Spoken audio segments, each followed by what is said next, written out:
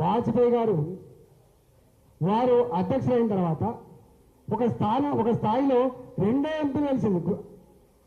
ఒక ఎంపీ మన తెలంగాణ, ఒక ఎంపీ గుజరాత్. రెండు ఎంపీలు ఉన్నప్పుడు కూడా వాజ్పేయి గారు టోన్ కట్టలేదు. గమనించండి, ఇద్దరు ఎంపీలు ఉన్నప్పటికి కూడా వాజ్పేయి గొంతులో తేడా లేదు. వాజ్పేయి ముఖంలో తనగిలలే. వి విల్ ఫైట్ అన్నాడు.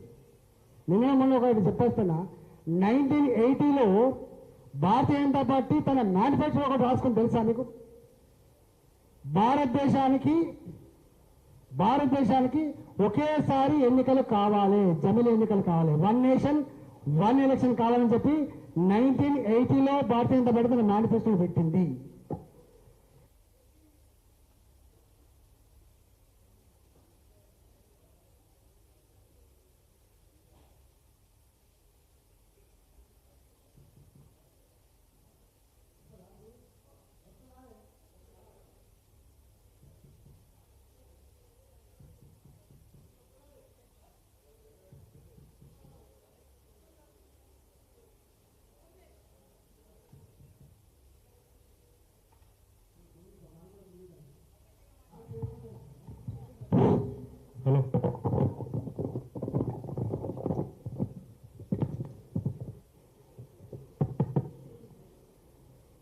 ఆర్టికల్ 370 కానీ, అయోధ్య రామ మందిర నిర్మాణం కానీ, 1980లో పెట్టుకున్నటువంటి మేనిఫెస్టో పెట్టుకున్న 1 నేషన్ 1 ఎలక్షన్ కానీ, ఇవన్నీ ఎట్లా సాధ్యమవుతున్నాయి? మన పార్టీ భాజపా అధికారంలో ఉంది కాబట్టే ఇది చేయగలుగుతాం గుర్తుపెట్టుకోండి. తప్పకుండా 6 నూరైనా 1 నేషన్ 1 ఎలక్షన్ అమలు చేసి తీరుతుంది భారతీయ జనతా పార్టీ. ఈ సందర్భంగా ఒక చిన్న మాట చెప్పి ముగిస్తా.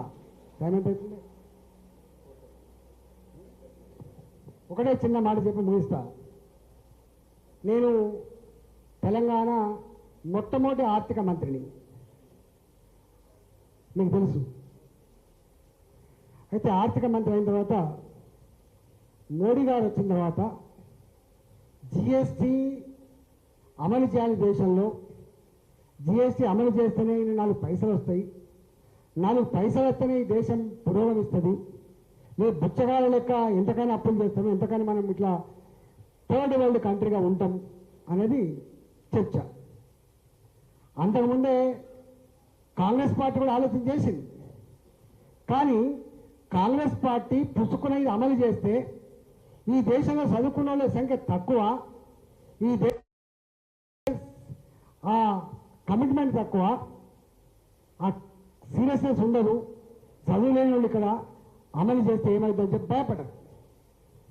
కానీ మోడీ గారు వచ్చిన తర్వాత అధికారం ఉంటామా ఉండమా, గెలుస్తామా గెలవా చూడలే, దీన్ని అమలు చేయాలని చెప్పి భావించి 29 రాష్ట్రాల ఆర్థిక మంత్రులు, కేంద్ర ఆర్థిక మంత్రి నాయకత్వంలో, అరుణ్ జైట్లీ నాయకత్వంలో మేమంతా కమిటీ మెంబర్లం. నేను ఎవ్రీ మంత్ ఒక 2 days మీటింగ్ పెట్టాను. జిఎస్టీ కౌన్సిల్ అంటారు దాన్ని, జిఎస్టీ కౌన్సిల్.